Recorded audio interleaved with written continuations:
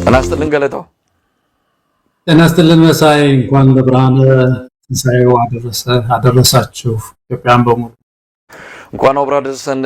ገለታው እንግዲህ ትልቁ የኢትዮጵያ ኦርቶዶክስ ተዋሕዶ ቤተክርስቲያን በዓል የሆነው የትንሣኤ በዓል በደማቅ ሁኔታ እየተከበረ ነው ብለን አፋችንን ሞልተን ለመናገር የማስደፍሩ ነገሮች ቢኖርም አውደ ዓመት ነው፣ የተለመደ ነው። በየዓመቱ እየመጣ በደስታ የምናከብረው ጊዜ ስለሆነ እንደው በዚህ ወቅት ላይ በዚህ አስቸጋሪ ወቅት ላይም በዓሉን ለሚያከብሩት በሙሉ መልካም ምኞታችንን እንገልጻለን። እስቲ ወደ አንተ ልምጣ። እንዴት እያከበርክ ነው? እዚህ እንግዲህ ያው በባህር ማዶ የምንኖር ኢትዮጵያውያን ሁለት በዓል ነው የምናከብረው። የፈረንጆች ገና አለ፣ የኛ አለ። የፈረንጆች ትንሣኤ በዓል አለ፣ የኛ አለ። የፈረንጆች አዲስ ዓመት፣ የኛ አዲስ ዓመት። እንዳጋጣሚ ሆነ ሁለቱንም እንድናከብር የምንገደድበት ሁኔታ ውስጥ ያለነውና ባለፈው ሳምንት ነው የፈረንጆቹ ኢስተር ወይም ደግሞ የትንሣኤ በዓል የተከበረው። በአጠቃላይ ግን እንዴት እያከበርከው ነው ሁለቱንም በዓላት? ጥሩ ነው እንግዲህ መሳያው በአብዛኛው እንደምታውቀው አበሾች ብንወጣም ሌላ ሀገር ብንኖርም የዛ የራሳችን በዓል ይጎትተናል በጣምና በዓል በአብዛኛው የሚመስለኝ የኛ ሲሆን ነው እውነቱን ለመናገር። ያኛውን ዝም ብዬ እንደዚሁ ስትጋበዝ ትሄዳለህ እንኳን አደረሳችሁ ምናምን ትላለህ። ግን የኛ ገና የኛ ፋሲካ ካላንደር እየተከተለ ነው የሚያከብረው። ካቶሊክም እንደዛው ይመስለኛል። እና የሁላችን በዓል ነው፣ ትልቅ በዓል ነው። ትልቁ ነገር ጌታችን ኢየሱስ ክርስቶስ ሞትን ያሸነፈበት ተስፋን የሰጠበት ለሰው ልጆች በዓል ስለሆነ ያንን እያሰብን እንውላለን። መሳይ ቀደም ሲል የኢትዮጵያ ኦርቶዶክስ ተዋሕዶን ለብቻ ለመግለጽ ፈልጌ አይደለም፣ በዓሉ ህዝበ ክርስቲያን የሚያከብረው መሆኑን በመነሻዬ መልካም ምኞትም ሲገልጽ ያንን አንስቻለሁ። በኢትዮጵያ ወንጌላውያን፣ በኢትዮጵያ ካቶሊክ በአብዛኛው ህዝበ ክርስቲያን የሚከበር በመሆኑ ለመላው የህዝበ ክርስቲያን ነው መልካም ምኞታችን የገለጽ ነው።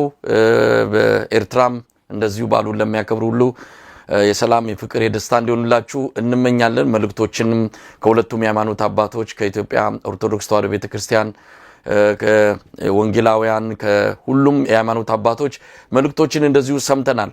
ገለታው እንግዲህ በዓሉ በጣም የተቀዛቀዘ ነው እውነት ለመናገር። እንደዚህ ትንሣኤ በዓል ያው በዓላት ብዙ ጊዜ ከኢትዮጵያ አከባበር አንጻር የሚታየው ከምግቦች ጋር ነው። ምግቦች፣ መጠጦች የተለየ ለበዓል ተብሎ የሚዘጋጁ አሉ። እነሱን ደግሞ አቅም ኖሮ መሸመት የሚቻልበት ሁኔታ ከጊዜ ወደ ጊዜ እየተመናመነ የመጣበት ነው። እንግዲህ ኢትዮጵያውያን ተበድሮም ተለቅተውም እቁብም ገብተውም በተለይ በዓልን ለማድመቅ የሚያደርጉት ከፍተኛ የሆነ ዝግጅት አለ። ዘንድሮ ያንን አቅም ያጠረባቸው ያነሰበት ሁኔታ ነው የተፈጠረው። እስቲ ከአቅም አንጻር እንመልከተው። በአብይ አህመድ አገዛዝ በኩል የሸማቾች ማህበራት አማካኝነት ነገሮችን ለማቅለል ዋጋዎችንም ህብረተሰቡን የሚመጥኑ ለማድረግ የሞከረበት ርቀት ብዙም ውጤታማ እንዳልሆነ ነዋሪው እየነገረን ነው። ምክንያቱም መደበኛው ገበያ ነው በአሁኑ ሰዓት ሰፊው የህብረተሰብ ክፍል እየተጠቀመ የሚገኘው። በዛ ደግሞ የሚቀመስ አይደለም ሁሉም ዋጋ ሰው እንደ ነገሩ እንዳለፈው እየሰማን ያለ ነውና እስቲ ከአቅም አንጻርም ያለውን ሁኔታ እንመልከተው። ይህን ጉዳይ ሳስብ ቅድም እየጻፍኩ ነበረ። እኔ እንግዲህ ለመጀመሪያ ጊዜ እድሜን ከፈለክ ከካልኩሌት አድርገው፣ ግን በ1991 ዓመተ ምህረት ነው ስራ የጀመርኩት። ኮሌጅ ትምህርት ቀመስንና ጨርሰን ወደ አስተማሪነት ተመደብነው። ስራ የጀመርነው በ91 ነው 92 ነው 91 ጨረስን 92 ነው ስራ የጀመርነው። እና ያን ጊዜ አንድ አስተማሪ በኢትዮጵያ አቆጣጠር ነው በፈረንጆች በኢትዮጵያ አቆጣጠር ነው በኢትዮጵያ አቆጣጠር ነው 1991 በፈረንጆች አይደለም። እና በ1992 ማለት ነው። ያን ጊዜ የነበረው አንድ አስተማሪ ወደ 547 ብር ያገኝ ነው የሚቀበለው ገና ሲገባ ስራ ማለት 547 አካባቢ። ትላንት ደግሞ ሌላ ደሞዝ እየጠየቁ ነበር። ዛሬ ላይ ያለ አንድ አስተማሪ የሚቀበለው 13732 ብር ነው አሉኝ። እና የተጣራ እንግዲህ 9000 ይደርሰዋል አሉ። ያን ጊዜ እንግዲህ በ92 ያ መጀመሪያ ፍሬሽ ኮሌጅ ትምህርቱን ጨርሶ ፍሬሽ የሆነ አስተማሪ የመጀመሪያ ወር ደሞዙን እንደተቀበለ በግ ልግዛ ቢል 11 በግ ይገዛ ነበር። 11 በግ በአንድ ወር ደሞዙ ገዝቶ ከፈለገ ቤተሰቦቹ ጋር እርባታ ማድረግ ይችላል። ወይም ደግሞ እንደው ያን ያህል የሚመዝን ብቻ 11 በግ ይገዛ ነበር። የሚገርም ነገር በዛ ጊዜ 40 ብር 50 ብር መካከለኛ በግ ጠቦት ምናምን መግዛት ይችላል። እና ይሄ ዛሬ 13000 ብር የሚያገኘው ወንድማችን የተጣራ 9000 ብር የሚያገኘው ወንድም የዛሬው 2018 ላይ 0.5 በግ ነው የሚገዛው።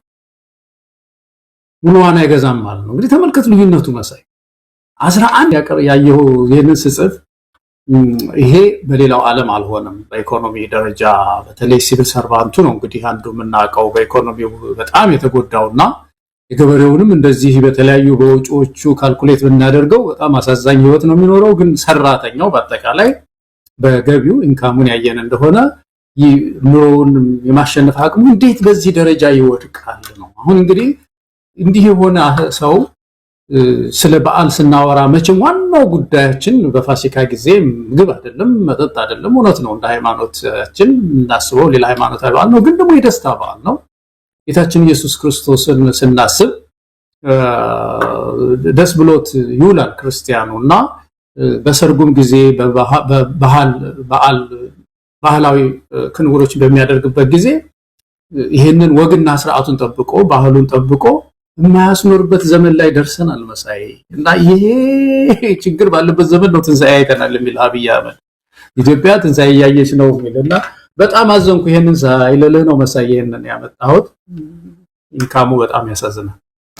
ገለታው እንግዲህ የአውደ ዓመት መልእክቶች በሚል አብይ አህመድ እሱን ጨምሮ የተለያዩ የብልጽግና ባለስልጣናት ያስተላለፏቸው መልእክቶች በእርግጥ ኢትዮጵያ ላይ ካለው ነባራዊ ሁኔታ ጋር የሚገናኝ ነው ወይስ ዝም ብሎ ደመና ውስጥ ያለ እንደው የኢትዮጵያን ሕዝብ ላይ ገልጽ የሚችል መልእክቶችን ያስተላለፉት? እንመጣበታለን። የአማራ ፋኖ ብሔራዊ ንቅናቄም የትንሣኤ በዓልን አስመልክቶ ያስተላለፈው መልእክት አለ። እሱንም ባጭሩ የምንቃኘው ይሆናል። ዛሬ የትብብር ፓርቲ አባላት በቃሊቲና ቅሊንጦ ማረሚያ ቤቶች የሚገኙትን የፖለቲካ የህሊና እስረኞችን ሄደው ጎብኝተዋል። በዓሉንም አብረዋቸው አሳልፈዋል። ያ መልካም ነገር ሆኖ የተነሳ ነው። እነዚህ በእስር ላይ የሚገኙትንም ሰዎች የምናስብበት ዕለት ነው። እንግዲህ በመላው ኢትዮጵያ በዚህ ወቅት ላይ በዓሉን እንደው እየበሉ እየጠጡ አይደለም፣ በሰላም ማክበር ጥይት ሳይጮህ ማክበር ያልቻሉ አያሌ ኢትዮጵያውያን አሉ።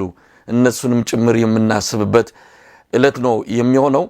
እንግዲህ ቀደም ሲል ያነሳነው ከምግብ ፍጆታና አጠቃላይ ከበዓል ዝግጅት ጋር በተገናኘም ህዝቡ ከፍተኛ ችግር ውስጥ መግባቱን ለበዓል የሚሆን አቅም የሚፈጥሩ ነገሮች በሙሉ በአብይ አህመድ ዘመን እያጣ መጥቶ አሁን ተመጽዋች ሆኖ መካከለኛ ገቢ ያለው መምህር፣ የመንግስት ሰራተኛ በሙሉ ተሰልፎ ስንዴና ዘይት የሚወስድበት ዘመን ላይ መተናል። ይህንንም እና አብይ አህመድ በኩራትና በአሸናፊነት መንፈስ ሆነው ሊነግሩንና ሊያሳዩን ይሞክራሉ። ይሄ የኢትዮጵያ ውድቀት መሆኑን ግን ሲነገራቸው ደግሞ አይናችሁ ደም የሚለብስ በድሆች ሲረዱ የማትፈልጉ የሚል ምላሽ እየሰጡ ምናልባት ገለታው ከዚህ ጋር አያይዘን አብይ አህመድ እንደ አንድ መፍትሄ ያመጣው በሸማቾች የብረት ስራ ማህበር አማካኝነት ብዙ ነገሮች በቀላል ዋጋና ህዝቡ በሚችለው የዋጋ መጠን እናቀርባለን በሚል በቴሌቪዥን ተከታታይ የሆነ እንደዚሁ ዲስኩርስ ሲሰማ ነበር የሰነበተው። ህዝቡ ያንን ለማግኘት ያደረገው ጥረትና ለመግዛት በሄደባቸው አካባቢዎች በሙሉ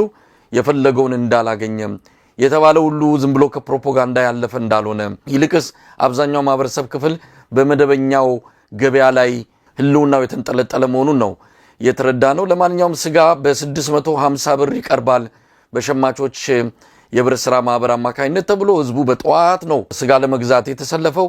ነገር ግን ወዲያውኑ ጠዋትን ያለቀው ስጋው አልመጣም የሚሉ ወገኖች አሉ። አልቀረበልንም፣ በጠዋቱ ተሽጦ አልቋል ብለውም የተመለሱ እንዳለ ነው የሚነገረውና ቴሌቪዥን ላይ ህብረተሰቡን በፕሮፓጋንዳ ካጠገቡ በኋላ የዕለት ዕለት ግን ምንም የተገኘ ነገር እንደሌለ ነው የተረዳ ነውና ገለታው የሽሮ ሜዳ አካባቢ የታየው የዛሬው የስጋ ሰልፍ ነው። እንግዲህ እንደምታየው በጣም ረጅም ሰልፍ ነው። በሌሊት ሄደው ነው ቦታ ያዙት። እንደሰማነው ከሆነ ወደ 3 ሰዓት ጠዋት በኢትዮጵያ አቆጣጠር ስጋው አልቋል ተብሎ አብዛኛው የተሰለፈው ሰው ወደ ቤቱ እንደተመለሰ ነው። ስጋም ሳይዝ ባዶ ዘንቢሉንና ፌስታሉን እንደያዘ ወደ ቤቱ እንደተመለሰ ነው የሚነገረው።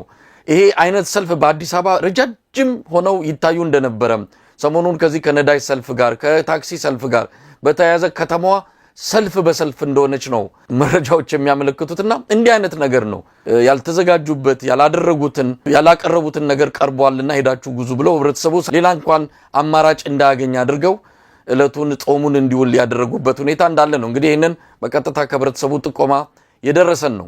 ብዙ ቪዲዮዎች አሉ፣ ብዙ መልእክቶችን መተውልናል። እለቱን አስመልክቶ የተባለው ነገር ሁሉ ዝም ብሎ አየር ላይ በኖ የቀረ ነው ከፕሮፓጋንዳ ያለፈ አይደለም የሚል አስተያየቶችና ጥቆማዎች ነው የደረሱንና ገለታው በበዓል ቀን እንኳን ለአንድ ቀን እንኳን ህብረተሰቦችን በደስታ እንዳያሳልፍ ብዙ ማነቆች ብዙ ችግሮች እንደነበሩበት ነው የተረዳ ነው። እኔ በዓል አከባበር ጉዳይ መሳይ በጣም ብዙ በጣም አስገራሚ የሆኑ ልምዶችን ሁሉ ይዘ የመጣ ፓርቲ ነው ይሄ ብልጽግና የሚባል። በጣም ይሄ ቋንቋው ራሱ እንዴት ነፍስን የምትጠላውን ቋንቋ ነው የሚጠቀሙት። አሁን ይሄ ማዕድ ማጋራት የሚባል ቋንቋ አላቸው። አብይ ከመጣ የተጀመረ ነገር ነው። ዝም ብሎ አስተማሪን የሚያክል ክብረ ነክም እኮ ነው። መምህር በጣም የተከበረ ነው። ሐኪም በጣም የተከበረ ሙያም ነው። ማንኛውም ኢትዮጵያዊ ዲግኒቲ የሚባል ነገር አለ አይደለም? ይሄ ሰብአዊ ክብር። እስቲ ቤተ መንግስት ድረስ ጠርቶ አንድን ሰው ሁለት ከረጢት ስንዴና 5 እንቁላል ከጎኑ አስይዞ ፎቶ ማንሳት ደግሞ ወደ ቤት ሂድ ማለት ከቤተ መንግስት ተመልከት ድረስ ምንድነው ይሄ? እንደዚህ አይነት ክብረ ነክ የሆነ ነገር ለምንድነው የሚሆነው? እዛ ቤት ውስጥ ሰው የወርቅን ይሸለም አይደል? ሄደው ቤተ መንግስት ይሄንን ማድረግ ከፈለገ የጠቅላይ ሚኒስትር ጽሕፈት ቤት በየቤቱ አያዞርም? እስቲ አንድ የሆኑ መኪናዎች ምንድነው እንደ አይሱዙ ምናምን የሚባሉ አሉ አይደለም? እነሱን አድርጎ መዝግቦ የሚሰጣቸውን ቦታዎች ሄዶ በቤታቸው ሰው ሳያይ እንደው እንኳን አደረሳችሁ ብሎ በር አንኳኩቶ መስጠት አንድ ነገር ነው። ቤተ መንግስት ድረስ ጠርቶ አሸክሞ መላክ ይሄ በጣም ክብረ ነክ ነው። እና ይሄ ከየት አመጡት እነዚህ ሰዎች እንደዚህ አይነት ነገር? ጋዋን ለብሶ አሁን አስተማሪ ያዋላች አስተማሪ ስለነበር በጣም ስሜት ይጎዳል እኮ እንደዚህ አይነት ነገር። እንደው ባልወስድ ይሻለኛል ነው የምትለው። ያው በዛ ሁሉ ሰው ፊት የተጋለጠው ሰው ፎቶ እያነሳ ደግሞ የሚለጥፈው ማን ነው? የራሱ የጠቅላይ ሚኒስትር ጽሕፈት ቤት ነው እንደዛ የሚያደርገው። የሚገርም የጠቅላይ ሚኒስትሩ ጽሕፈት ቤት የምንድነው ሼፍ ነው የሚል ማስተባበያ በብልጽግና ሚዲያዎችና የዲጂታል ሰራዊቱ አማካይነት ሲሰጥ አይቻለውና ለማስተባበያ መተው ነበርና የትኛውም ሙያ ይሁን የትኛውም ሼፍም የተከበረ ሙያ ነው። ያም ቢሆን ከነጓኑ እንዲመጣ የተደረገበት ሁሉም በመደበኛ ልብሱ በስራ ልብሱ እንዲመጣ የተደረገበት ሁኔታ ነው ያለውና እንደው ለማምለጥም ለማስተባበልም የሚመጡት መንገድ በራሱ ጠልፎ የሚጥላቸው ነው የተገኘው ገለታው። እዛ ቤተ መንግስት ውስጥ የሚሰራ ሼፍ ምግብ በሞላበት ቦታ ውስጥ ነው ሁለት ከረጢት ስንዴ የቸገረው ማለት ነው። እሱም እዛ ምን አይነት ምድር እንደሆነች እኮ ምድሪቱ በጣም ያሳዝናል። መሳይ እኛው የወንድማችን ነው አሁን ያልከው ነው ምንድነው ሼፍ ይሁን ነርስ ይሁን አስተማሪ ይሁን ማንኛውንም ሰው ዲግኒቲውን ሰብአዊ ክብሩን ኢትዮጵያዊ ኩራቱን ለምንድን ነው የሚነካው ነው እኛ ጥያቄ። አስተማሪ ስለሆነ አስተማሪነታችን ይቆጨናል። እዚህ ደረጃ እንዴት ይዋረዳል? ማንኛውም ሰራተኛ ቢሆን በተለይ ደግሞ እዛ ውስጥ የሚሰራ ከሆነ ምግብ ተርፏል በሚባልበት ቤተ መንግስት ውስጥ እሱም ሁለት ከረጢትና 1 ሊትር ዘይት ይቸግረዋል ማለት ነው። እዛ ውስጥ ያስርቡት ይሆን እሱንስ መሳይ በጣም እኮ የሚያስገርም ነገር ነውና እንደዚህ አይነት ክብረ ነክ ነገር የሆነ ልምምዱ ከሁሉ በላይ ይሄንን እንደ ትልቅ ነገር ይሄ ወርቁ አይተነው የሚባሉ አሉ አይደለም? ሀብታም እሳቸውስ ቢሆኑ ያደርጉታል ይሄንን ብለህ ታስባለህ መሳይ? አሁን በጣም አንድ ሀብታም ሰው እንደዚህ ሁለት ከረጢት እና 1 ሊትር ዘይት አስይዞ ፎቶ ተነሱልኝና ይሄንን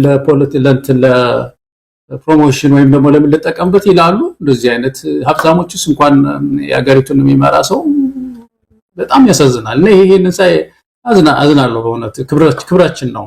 ሌላው በጣም ደግሞ ክብረ ነክ ነገር መድፍ መተኮስ ነው መሳይ። ያው ከእርዳታው ጋር ያያዝ ይችላል። በትንሳኤ በዓል እንደ ቤተክርስቲያን ስለምን ዝም አለች የሚለው ነገር ይገርመኛል። ወዴት ነው የሚተኮሰው መድፍ? እንዴ ለጌታችን ለኢየሱስ ክርስቶስ ትንሳኤ መድፍ ምን ብለን ነው የምንተኮሰው? እስቲ እንደ ሀገር ማለት ነው እንደ ኔሽን። ይሄ እኮ በጣም እኮ ሃይማኖት እሴትንም እኮ የሚጻረር ነገር ነው መሳይ። ይሄ ብሔራዊ በዓል የአድዋ በዓል ምናምን መሪ ሲመጣ የምታደርገው ነገር ሊሆን ይችላል። ግን ጌታችን ኢየሱስ ክርስቶስ ከሞት ተነስቷል ብላ ኢትዮጵያ መድፍ መተኮሷ ይሄ አዲስ ልምድ ነው። ብቻ አዲስ ልምዶች ማለት ነው። ያው የሸማቾች የተነሳው ነገር መሳይ ውሸት ነው። ሸማቾች ብዙ ጊዜ ለፖለቲካ ፍጆታ ነው የሚጠቀሙበት።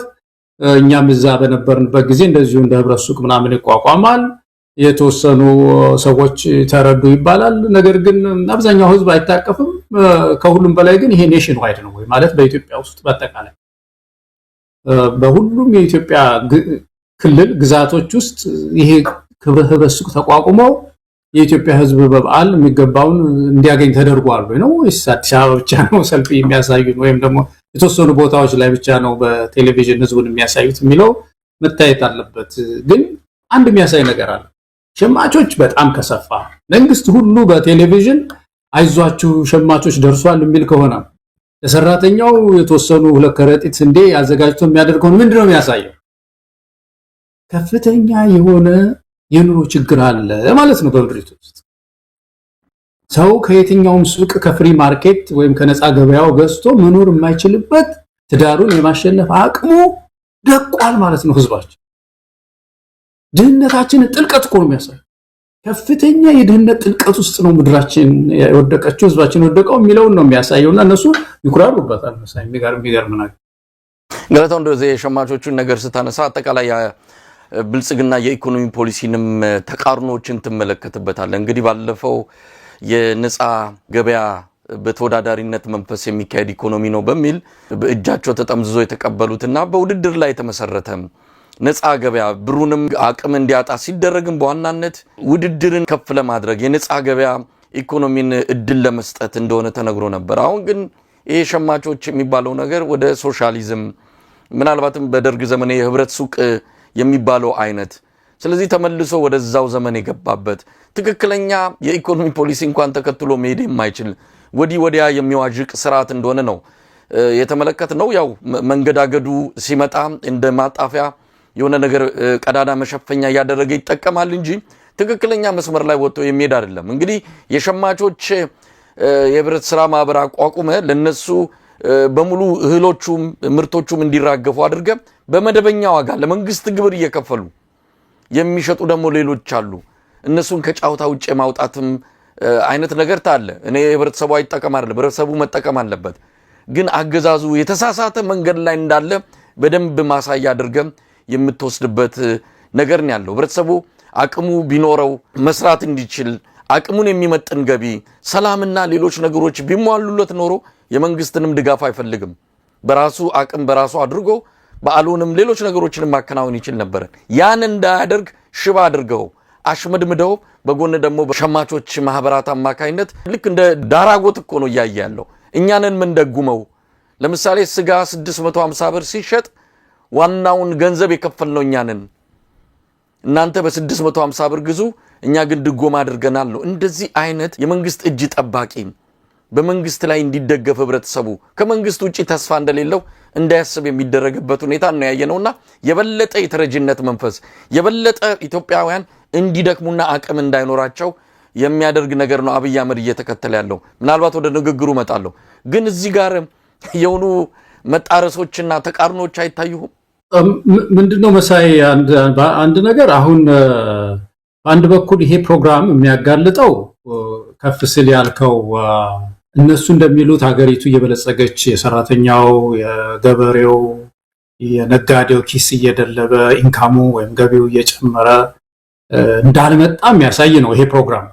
ምክንያቱም ከፍተኛው ህዝብ መግዛት አቅም ስላጣ የሆነ አፎርድ ሊያደርገው ወይም ደግሞ ሊገዛበት የሚችለው ተቋም መፈጠር አለበት የሚያስብል ፕሮግራም ውስጥ እንዲገባ መንግስት የሚያደርገው ይሄ የህብረተሰብ የመግዛት አቅም እየደከመ መሄድ ነው።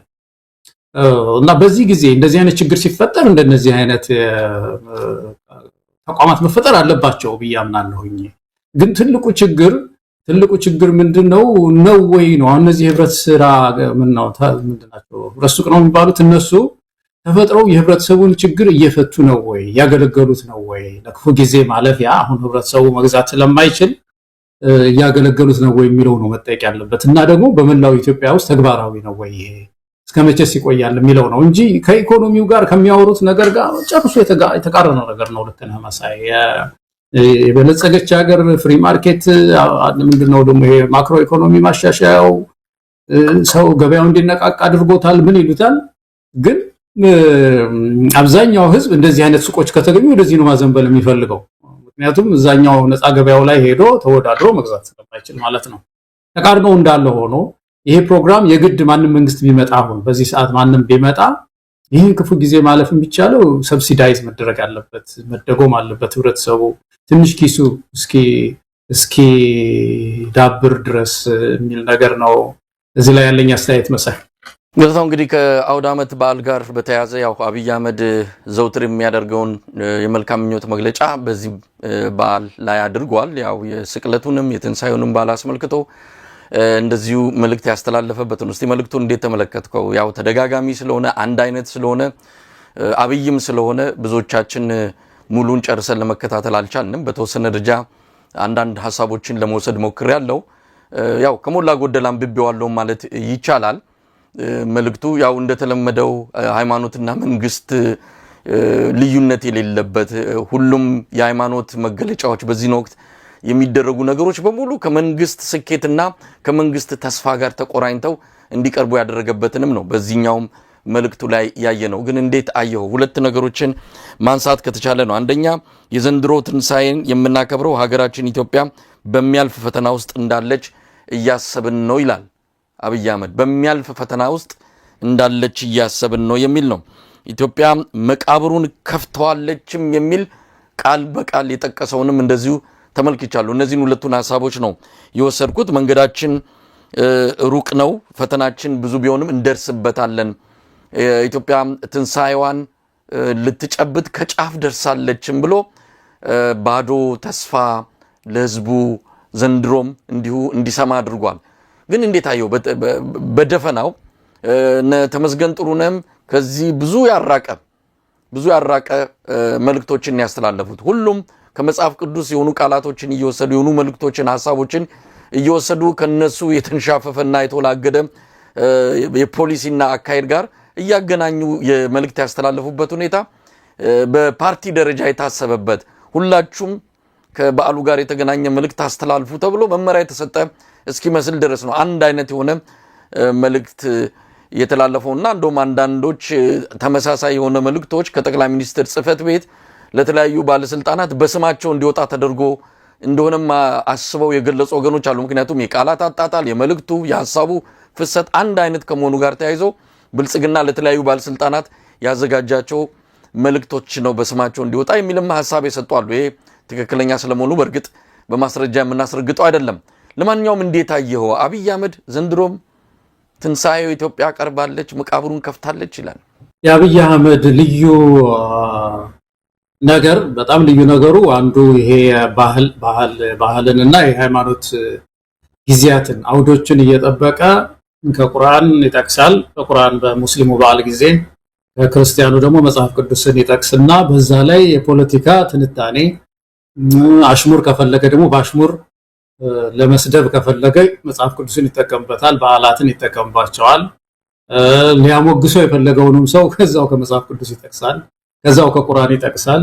እና ይሄ በእነዚህ በማንነት ፖለቲካ በሚያጠኑ ሰዎች ኢንስትሩሜንታሊስት ይባላሉ፣ መሳሪያ የሚያደርጉ ማለት ነው። ባህልን ሃይማኖትን መሳሪያ አድርገው የፖለቲካ ስራ የሚሰሩ ማለት ነው፣ ኢንስትሩሜንታሊስት ይባላሉ። እና አብይ እንደዚህ አይነት ባህሪ እንዳለው ብዙ ጊዜ አንስተናል። ኢንስትሩሜንታሊስት ናቸው፣ መሳሪያ ያደርጋሉ ማለት እንግዲህ ይሄ አንዱ መሳሪያው ነው። ፋሲካ መጣለት። የትንሳኤ ላይ የሚጠቀሱ ቃሎች አሉ። አንዱ መቃብር ነው። ጌታችን ኢየሱስ ክርስቶስ ሞትን ድል አድርጎ የተነሳበት ነው። ይችን ቃል ተጠቅሞ መጥቶ ኢትዮጵያ መቃብር ከፍታለች ይላል።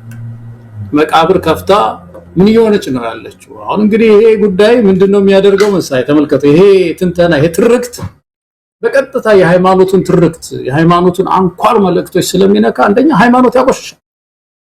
በዚህ ሰዓት ሰው ስለ ጌታችን ኢየሱስ ክርስቶስ እያሰበ ስለ መዳኑ እያሰበ ስለ ትንሳኤው እያሰበ እንዳይውል ይሄ ነው የአብይ አህመድ አጀንዳ የሆነና መቃብሩ የተከፈተው ለምንድን ነው ብሎ ሌላም ሰው ብዙ ነገር ስፔኩሌት እንዲያደርግ ያደርገዋል። እኛም ይሄን ወሰደን እኮ ወደዛው የትኛው መቃብር ነው የተከፈተው ኢትዮጵያ ውስጥ የሚል ጥያቄ ያስነሳል። በእርግጥ አብይ አህመድ እንደሚለው ኢትዮጵያ ትንሳኤዋን እያየች ነው። አብይ አህመድ ወደ ስልጣን ከመጣ ጊዜ በኋላ የትንሳኤ ጊዜ ሆኖላታል። በታሪክ ነው ትንሳኤ ያየችው፣ በኢኮኖሚ ነው ትንሳኤ ሆነልን። ቅድም ያልነው የደሞዝን ጉዳይ ያነሳን እንደሆነ ያ መምህር አሁን ትንሳኤ ሆኖለት ዛሬ ኑሮ ተሻሽሎ ነው ያለው። ገበሬው ትንሳኤ ሆኖለታል። እናቶች ትንሳኤ ሆኖላቸዋል። ወጣቶች ትንሳኤ ሆኖላቸዋል። ለምን ጠይቅ ያደርገናል የኢትዮጵያ ትንሳኤ። መቃብር ተከፈተስ የሚባለው በእርግጥ ኢትዮጵያ አንሰራራች ተነሳች በአካባቢው ተጽዕኖ አጎላ ወይስ ብዙ ወንድሞቻችን ላጣን በአብይ አህመድ ዘመን? ስንት ሚሊዮን ህዝብ ነው ያለቀው? 1 ሚሊዮን ህዝብ በሰሜን ጦርነቱ በትግራይ ጦርነት ብቻ አለቀ የተባለባት ምድር ናት። እንደዚህ መቃብር አፉን የከፈተበት ዘመን አለ በኢትዮጵያ ታሪክ ውስጥ። ወንድም እህቶቻችንን ሁሉ የበላበት የዋጠበት ዘመን መሰለኝ። ብዙ እናቶች ያነቡበት ዘመን። እስቲ ታሪክ ይታይ።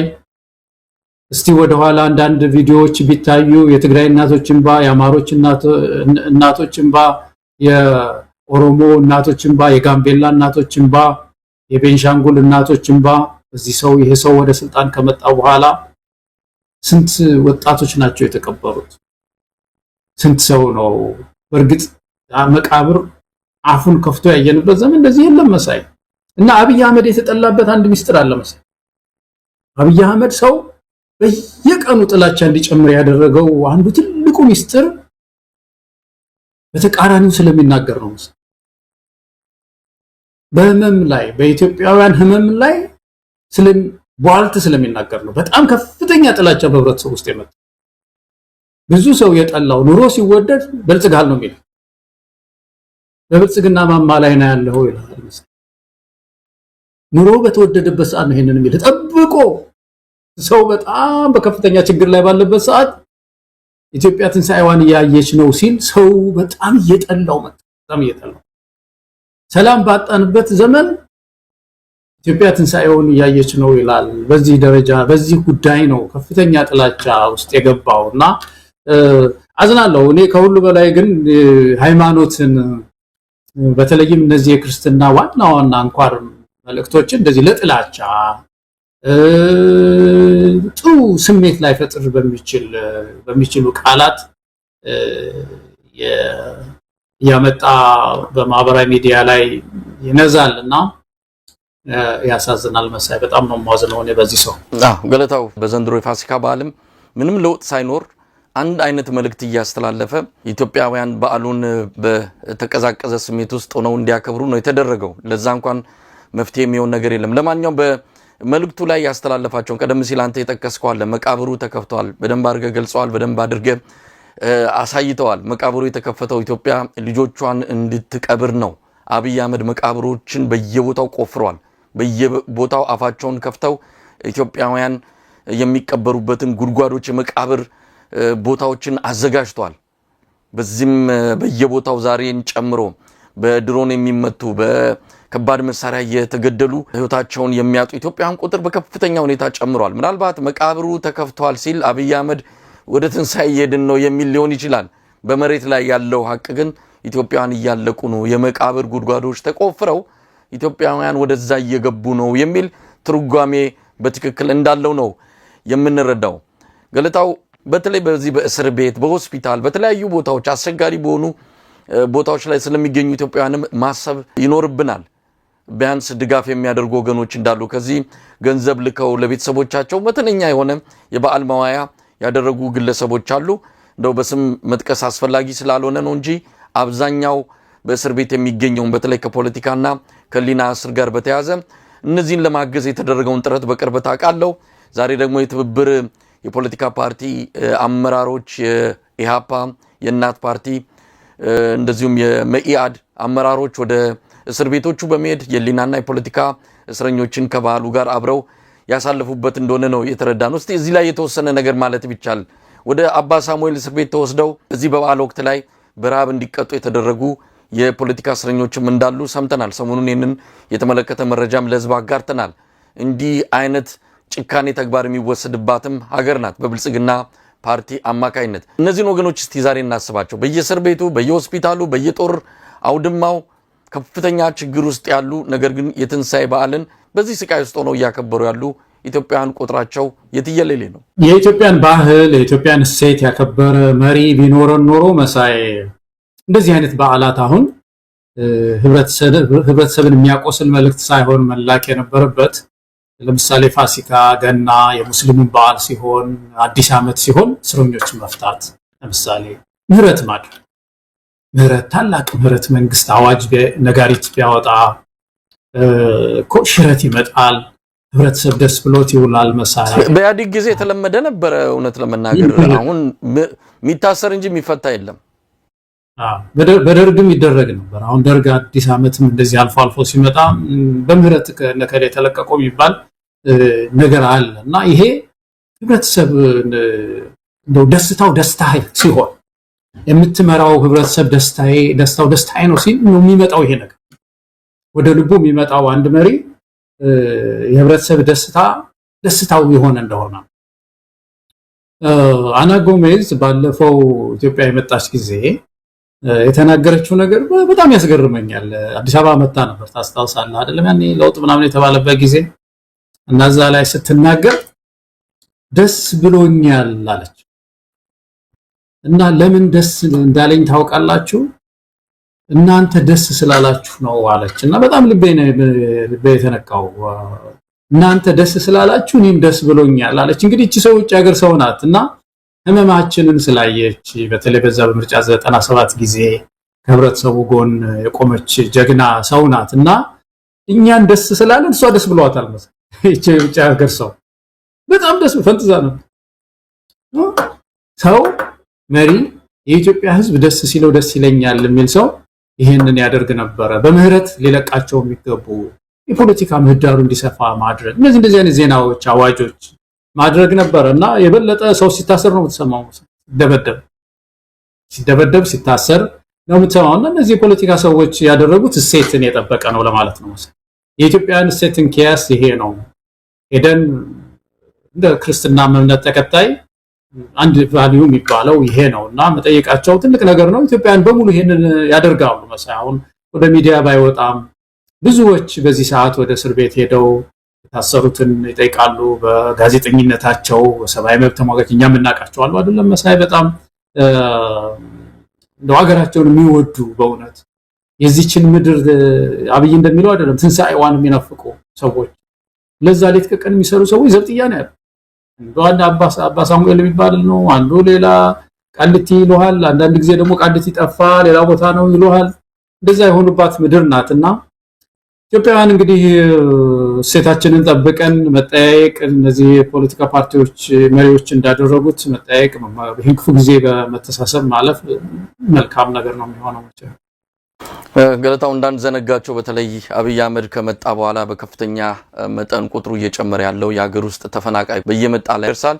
የቁጥሩ ጉዳይ አይደለም ግን አሁንም እነዚህ በመጠለያ ካምፖች ውስጥ ነው ያሉት። ከእለት ወደ እለት ኑሯቸው እየከፋ ድጋፍ የሚደረግላቸው ሁኔታ እየቀነሰ በመምጣቱ ለከፍተኛ የህልውና አደጋ የተጋለጡ መሆናቸውን እየሰማን ነው። አንድም ቀን ሄዶ ጥብቅና ሰጥቶ እንኳን አይዟቸው ያለበት ጊዜ የለም።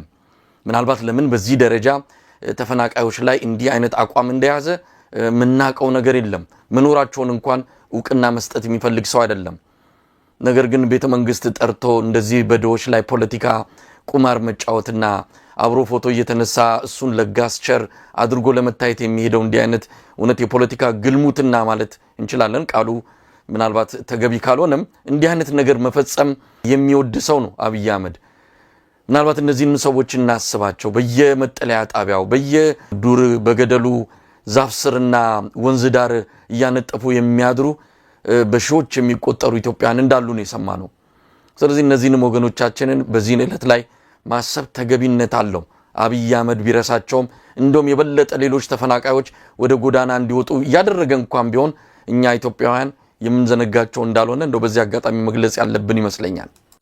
ትልቅ ነገር ነው ያነሳው መሳይ። የተዘነጉ ወገኖቻችን ናቸው ተፈናቃዮች ይመለሳሉ የሚል ተስፋም እኮ የለም። አሁንም አንዱም ምረጡ ተብሏል እኮ እዛው ባላችሁበት ተፈናቀላችሁበት ድንኳን ውስጥ እዛው ምርጫ ይደረጋል ተብለዋል እና ተስፋ ሁሉ የለም። እንግዲህ በምድር ላይ መቼም አንድ የከፋ ነገር አለ ከተባለ በገዛ ምድር ላይ መፈናቀል ነው። መቼም በራስ ምድር ላይ ባይተዋር መሆን በፈጠራት ምድር ላይ ራሱ ቀረጥ እየከፈለ በአቆመው መንግስት ስር የሰው ልጅ ተፈናቅሎ በምድሩ መኖር የማይችልበት እንትን እኔ የግፍ ሁሉ ጥግ የክፋት ሁሉ ጥግ ነው የሚመስለኝ መሳይ። በዛ ጥላ ውስጥ ያሉ በዛ ድንኳን ውስጥ ያሉ ወገኖቻችን የሚኖሩበትን ነገር እናውቀዋለን። ቤተክርስቲያናቸው ፈርሶ በድንኳን አነስተኛ ድንኳን ቤተክርስቲያን እየሰሩ በዛው በአካባቢያቸው ነው የሚያመልኩት።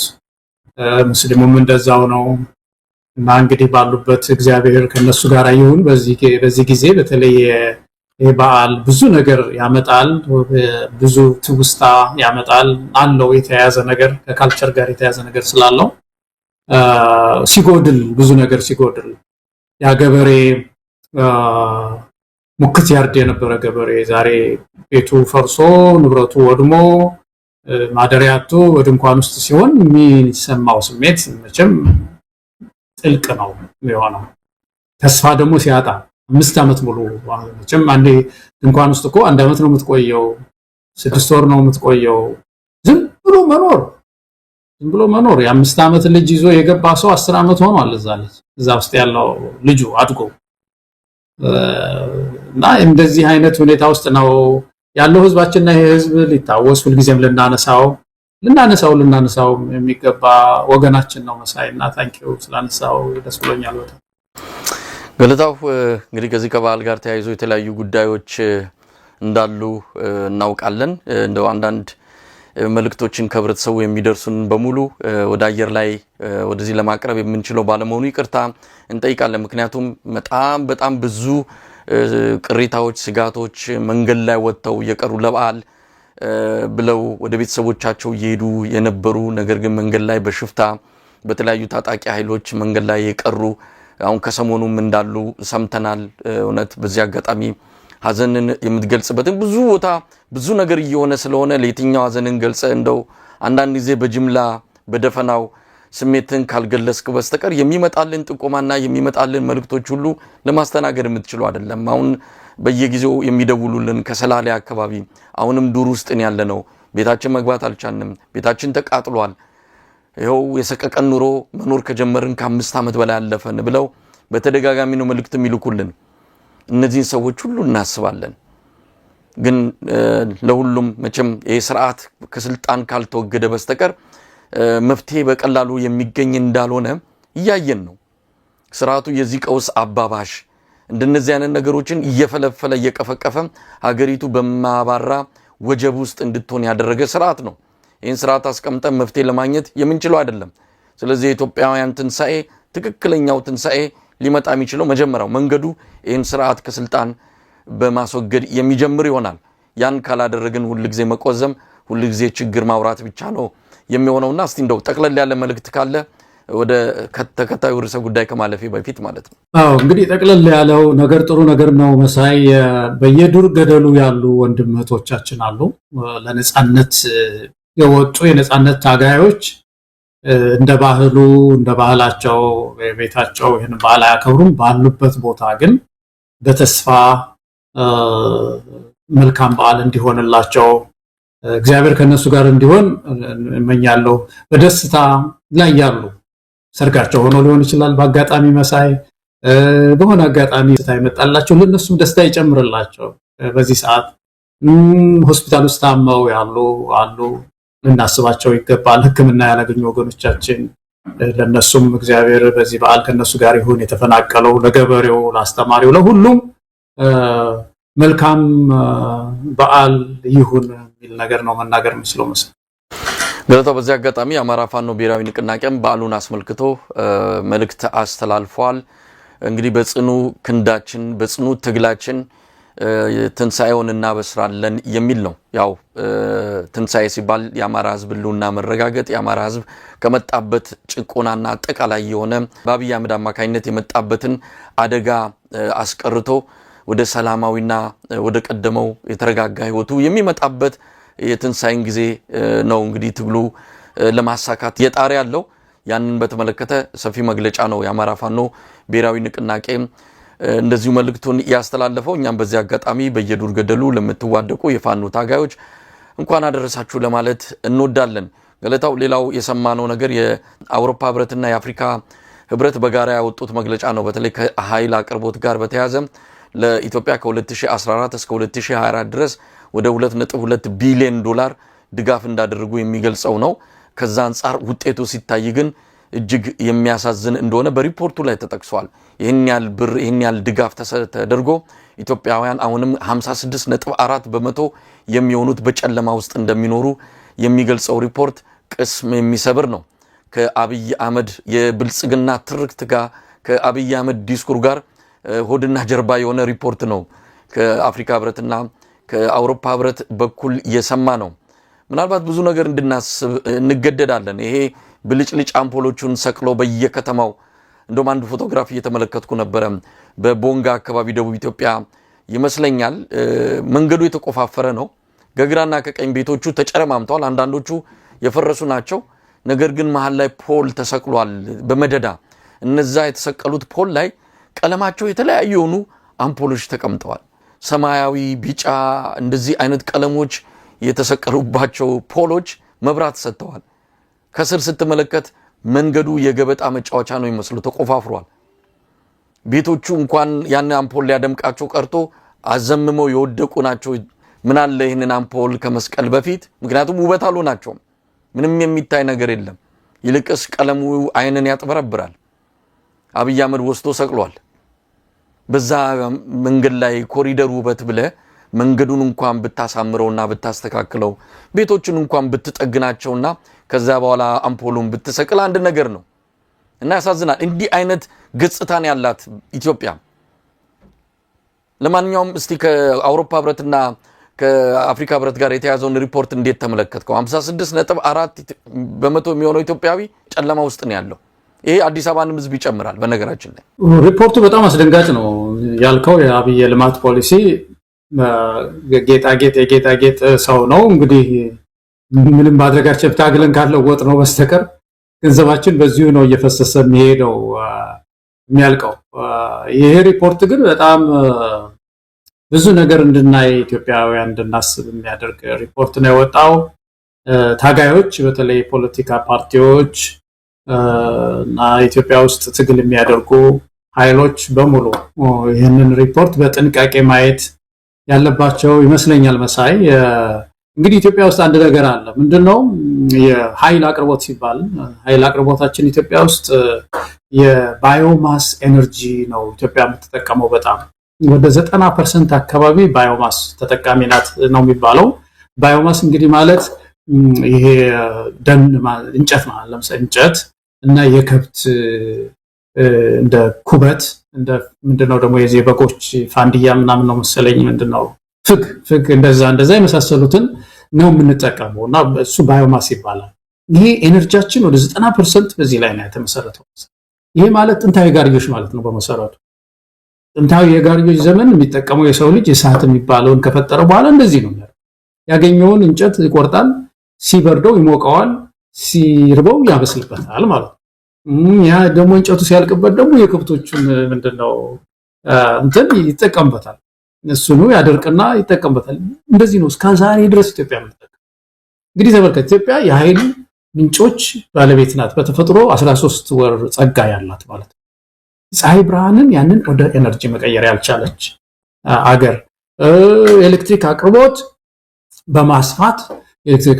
በማስፋት ለገበሬው በመድረስ ይሄንን የኤሌክትሪክ ኃይል በመድረስ ደንን ማዳን አልቻለም። ከኩበት ማዳን አልቻለም። ህብረተሰቡ 56% እኮ ማለት እኮ ማነው 56.4 ማለት እኮ ግማሽ የሚሆነው ህዝባችን ማለት ግማሽ የሚሆነው የኢትዮጵያ ህዝብ በከፍተኛ ጨለማ ውስጥ መብራት ኤሌክትሪክ መብራት ብቻ አይደለም የኃይል አቅርቦት ስለሆነ ማብሰሉን እንበለው ምኑ ነው። በተለይ ማብሰል ምናምን ጉዳይ ስንመጣ እኮ መብራቷ ብቻ ሳትሆን ከተማም ቢሆን እኮ እንጨት ምናምን ከሰል ነው የሚጠቀመው እንደምታውቀው የኃይል አቅርቦትን በተለይ። ስለዚህ ይሄ ምንድነው በአጠቃላይ ኢትዮጵያ ውስጥ የሚያሳየው በጣም እስካሁን በዚህ ባዮ ማስ ላይ በጣም ዲፔንደንት ሆነን እንጨትና ኩበት ላይ ተመስርተን የምንኖር ነን። ግን ይሄንን ለመቀየር የአውሮፓ ሀገራት በተወሰነ ደረጃ የሰጡት እንግዲህ ስንት ወደ $2 ቢሊዮን ነው። ኢትዮጵያ ራሷ ብዙ ገንዘብ ታወጣለች፣ በታክስ ይሰበሰባል። አንዱ ልማት የሚባለው እንግዲህ ይሄ ነው። ቅድም ያነሳው እኮ ነው መሳይ፣ ቅድም ያነሳው የልማት ጉዳይ የሚባለው በልማት ውስጥ ትልቁ አንዱ ነገር ይሄ ነው። ኃይል አቅርቦትን ማስፋት ነው። ለህብረተሰቡ ኃይል አቅርቦትን ማስፋት ነው። ተመልከት፣ ወደ ሌላ አልወስድም፣ ግን እኔ ከዚህ ከግብርና ኤክስፐርቶች ጋር ጥሩ ግንኙነት አለኝ። ጥሩ ሰዎች አፍርቻለሁና እጠይቃለሁ መሳይ። አሁን የዚህ የደን ለምሳሌ ጉዳይ በቀደም እየጠየቅኩ ነበር አንድ ባለሙያና ምን አድርጓል? አሁን 23.6% ነው የደን ሽፋናችን አድጓል ይላል አብይ አህመድ። ግሪን ኤነርጂ እያስተከልኩ ነው ብሎ እኮ ነው እንደዛ የሚል እና እንዴት አድርገው ነው አለ ሲነግረኝ ይሄ ባለሙያ ፋኦ ወይም ደግሞ የዚህ ዓለም ምግብ ድርጅት የሚባለው አንድ የወጣው ስታንዳርድ አለ።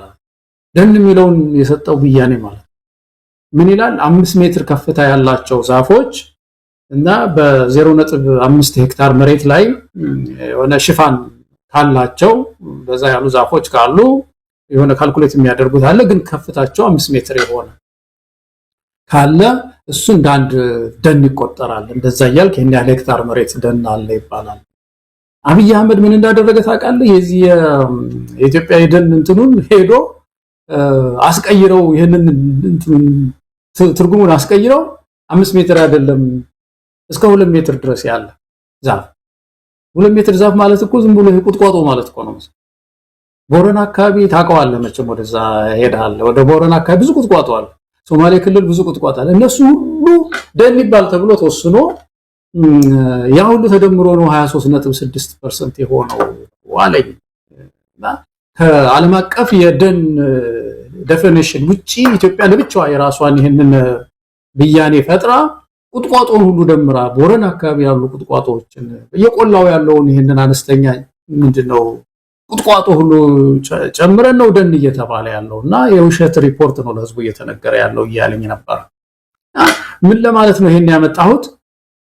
ኤነርጂ አቅርቦትን ኤሌክትሪክን ለገበሬው ብናቀርብለት ትንሽ የማብሰያ በሶኬት ነገር አድርጎ ትንሽ ገበሬው ቢያበስል ደን ማለት ያ ነው እኮ ማለት። ከዛ በኋላ ገበሬው እኮ ዛፍ የመቁረጥ እኮ አበዛ የለውም፣ አይቆረጥም ዛፋችን ማለት። ዝም ብሎ ሲበርደው ወይም ደግሞ ምሳውን ለማብሰል ሲፈልግ ዝም ብሎ ሄድ ብሎ ቆረጥ አድርጎ አይመጣም ማለት። ስለዚህ ዛፎች ይጨምራሉ፣ የሀገሪቱን ኢኮሎጂ ይጠብቃል ማለት ነው። ሌላው ዓለም እንደዚህ ነው የሆነው። እንግዲህ በየሄድንበት ሀገር በጣም ግሪን ነው የሀገር ለም ነው ምን ነው ስለማይቆረጥ እኮ ነው። ለምንድን ነው የማይቆርጠው ገበሬው? ሌላው ሀገር ገበሬ መንግስት አቅርቦለታል ኤነርጂ ኃይል አቅርቦለታል። ስለዚህ ይሄው ተመልከት፣ ይሄ ለኃይል አቅርቦት የሚመጣ ገንዘብ ቅርጥፍ እያደረጉ እየበሉ መስል በሙስና እየበሉና አብይ አህመድ አንድ የኤሌክትሪክ አቅርቦት ለገበሬ ሳያቀርቡ ቀርተው የደን ጭፍጨፋው ቀጥሎ ምድራችን እየተራቆተች ነው ያለችውና ይሄ ከብዙ አንግል የሚታይ ነው ማለት ነው። የዚህ አምፖል ማንጠልጠል ጉዳይ ብቻ ሳይሆን የመብራቱ ብቻ ሳይሆን ይሄ ግማሽ % የሚለው ከዛ ያለፈ ነው። የኃይል አቅርቦት ኢትዮጵያ ውስጥ ከባድ ችግር ስላለ የደን መመናመንም አብሮ አስከትሎ የሚመጣ ነው። ግን ይሄ ሁሉ እያለ እንግዲህ ተመልከት፣ ኢትዮጵያ እየበለጸገች ነው፣ እያደገች ነው፣ እየተመነደገች ነው። በትምህርቱ ያየህ እንደሆነ፣ በግብርናው ያየህ እንደሆነ፣ በኃይል አቅርቦቱ ያየህ እንደሆነ ይሁን አስደንጋጭ ሪፖርት ነው የሚወጣው።